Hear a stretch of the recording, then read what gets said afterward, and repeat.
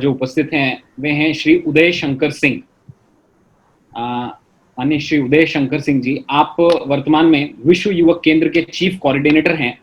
आपको 2 दशकों से अधिक का अनुभव है कॉर्पोरेट जगत में काम करने का और कॉर्पोरेट सोशल रिस्पॉन्सिबिलिटी फील्ड में काम करने का। आप वर्तमान में ministry of youth affairs and sports की central policy committee on youth hostel scheme के भी आप एक सम्मानित सदस्य हैं। सर, आपका इतना अनुभव है CSR स्पेस में, with this experience do you think, और ये कुछ लोगों का प्रश्न भी है, do you think the CSR funds will majorly flow into social stock exchange now, या आपका उस पे क्या दृष्टिकोण है? How will it effect the CSR funds? बहुत बहुत धन्यवाद Ravi ji. All the distinguished speakers and esteemed participants, at the outset, wishing you all a very, very happy Janmashtami. I am very, very thankful to Dr. Basav Raju, Dr. Balasubramaniam ji, and Sri Ravindra Sathe ji for providing this opportunity to speak something in front of you. Our both stalwarts, Sri Jagdanand ji and Dr. Balasubramaniam ji, both have shared very nicely and put their views. You have done very wonderful things that Basav Raju ji speak in English and you are speaking in Hindi. So this is very inclusive because some people like Hindi language, some people like English language. So mixture of both will be great. So I am taking liberty to speak in Hindi, right? Being Hindi भाषी क्षेत्र से मैं रहने वाला हूँ, हमेशा हिंदी में ही बात किया हूँ, मातृभाषा हिंदी रही है। ये जस्ट ऐसा ही है कि हम बात तो करें लेकिन दिमाग से बात करेंगे, दिल से बात नहीं आएगी। मैं यहाँ कहना सिर्फ ये चाहता हूँ कि जब हमने भारत के कॉन्स्टिट्यूशन का निर्माण किया तो ये इंक्लूसिव था। आज हम क्यों कहते हैं कि दुनिया का सबसे बेहतरीन संविधान है? हमने ऐसा नहीं था कि सारे संविधान में हमने भारत के तथ्य को ही उजागर किया। हमने अलग अलग देशों से जो भी मॉडल थे उसको हमने अडॉप्ट किया और रेप्लिकेट किया और इसको इंक्लूसिव बनाया। जब ये ड्राफ्टिंग कमेटी बनाई गई तभी हमने इंक्लूसिव मॉडल को अपनाया। आज हम बोल रहे हैं सोशल स्टॉक एक्सचेंज, और डॉक्टर बालासुब्रमण्यम जी ने बताया कि केवल एक व्यक्ति सोशल के नुमाइंदा है। जगदानंद जी ने बताया कि 32 लाख लगभग एनजीओ हैं, 30 लाख से ज्यादा एनजीओ हैं। इतने हमारे लोगों ने हैं जिन्होंने सेक्रीफाइस कर दिया अपने लाइफ को सर्विस में देने के लिए, लोगों से मिलने जुलने के लिए।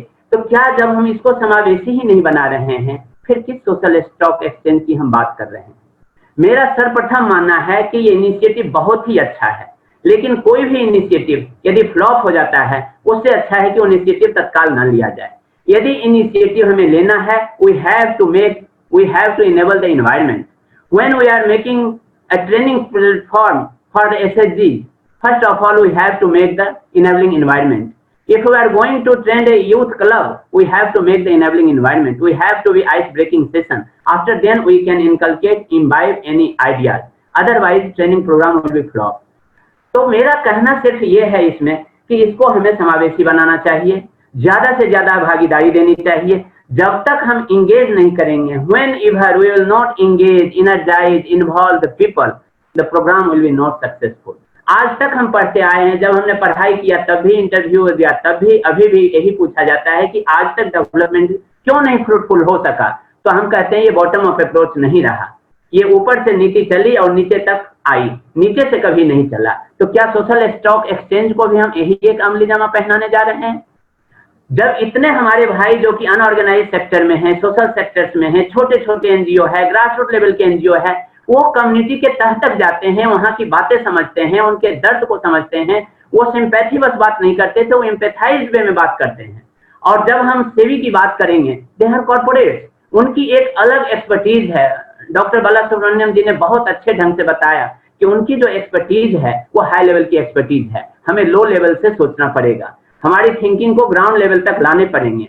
आज हम सोशल एंटरप्रेन्योरशिप की बात कर रहे हैं, इतने यूथ हैं, so many youth are unemployed. If there is social entrepreneurship, that is a great initiative. इससे अच्छी कोई हो नहीं सकती। If we talk about the startup, इससे अच्छी कोई बात हो नहीं सकती, लेकिन इसको हमें समावेशी बनाना पड़ेगा। छोटे छोटे एनजीओ को उसमें साथ लेने पड़ेंगे, छोटे छोटे सिविल सोसाइटी ऑर्गेनाइजेशंस की बात को समझनी पड़ेगी, उनके आइडियाज को शेयर करने पड़ेंगे, उनको ड्राफ्ट बनाने पड़ेंगे, रीड्राफ्टिंग करनी पड़ेगी, मॉडिफाई करने पड़ेंगे। इसमें हमारा सिर्फ कहना यह है कि हम बरस 2 बरस इसमें टाइम ले लें।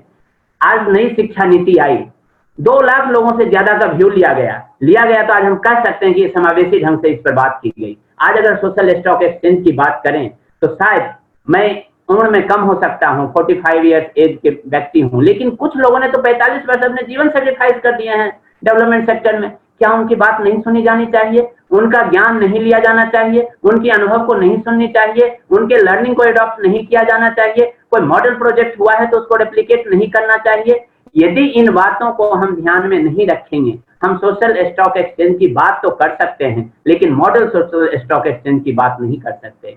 India is a huge country. India एक छोटा सा नेशन नहीं है, ये ग्लोबल इंपैक्ट करेगा। ये केवल नेशनल लेवल पर इंपैक्ट इसका नहीं आएगा, ये ग्लोबल लेवल पर इंपैक्ट आएगा। फंडिंग एजेंसीज का फंड श्रिंक होता जा रहा है, गवर्नमेंट की फंडिंग है नहीं कि एनजीओ के पास वो फंडिंग दे सके। अब बड़े बड़े कॉर्पोरेट्स हैं, उनका फंड डाइवर्ट होता जा रहा है, चाहे वो टॉयलेट के प्रोग्राम को लेकर देखें या बड़े बड़े सीएसआर अपना जो फाउंडेशन डेवलप कर रहे हैं, या जो बड़े स्कीम्स गवर्नमेंट के आते हैं उसमें वो फंड देना उचित समझते हैं। आखिर ये सोशल सेक्टर कैसे काम करेगी, कैसे आगे बढ़ेगी? सोशल स्टॉक एक्सचेंज से हम कंधे से कंधे मिलाकर बात करना चाहते हैं, चलना चाहते हैं। समय का कंस्टेंट लेते हुए केवल मैं 1 मिनट और समय ले रहा हूं रवि जी, और इसमें केवल मैं ये कहना चाहता हूं, जितने भी हमारे पार्टिसिपेंट्स यहाँ पर हैं उसमें कितने ऐसे दिग्गज हैं जिन्होंने अपने लाइफ को समर्पित कर दिया। वो केवल बातों में बात नहीं किया है, रिसर्च बेस्ड उन्होंने बात रखा है। जस्ट लाइक एक एग्जांपल मैं देना चाहता हूं कि मैं वीमेन एम्पावरमेंट की बात करूं, वीमेन सेफ्टी सिक्योरिटी की बात करूं, और एक ऑडिटोरियम में 1000 लोग भरे हुए हों, वहां कोई महिला ना हो। ये कौन सी वीमेन सेफ्टी सिक्योरिटी की हम बात कर रहे हैं? ये कौन से वीमेन एम्पावरमेंट की बात कर रहे हैं अगर वीमेन रिप्रेजेंटेटिव वहां नहीं है?